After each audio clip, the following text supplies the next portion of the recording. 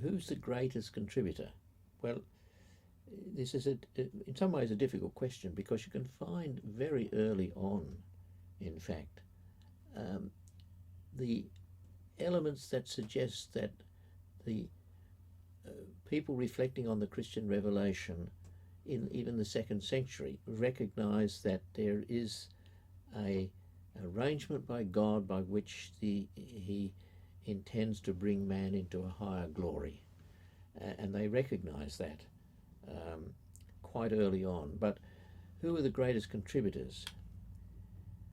I it's hard to say. Certainly in the 17th century, um, or I should say, certainly in the 16th century, the late 1500s, you get a man like Robert Rollock, who says very clearly that God doesn't deal with man except by way of covenant, and he expounds quite clearly a covenant theology involving a covenant of works.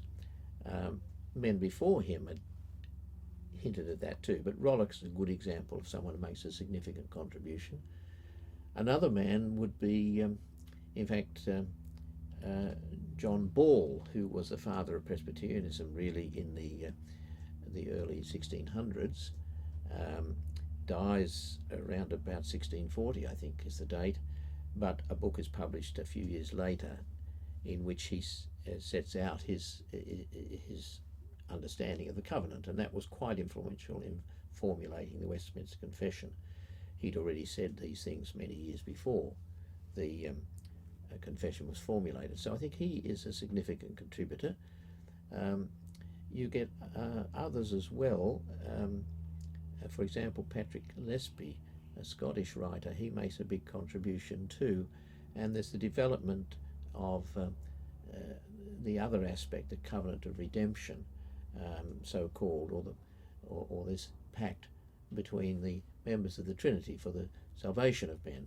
But I like myself the way in which Herman Bavinck, a modern writer, died in 1921, is it, really expounds the doctrine of the covenant in very helpful ways.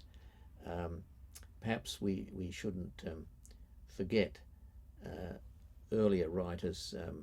Hermann Witsius, I think, is a man also who in a very winsome way expounds the covenants and the covenant of works in a period where there had been some controversy among theologians, not so much on this point, but there had been some controversy on various points.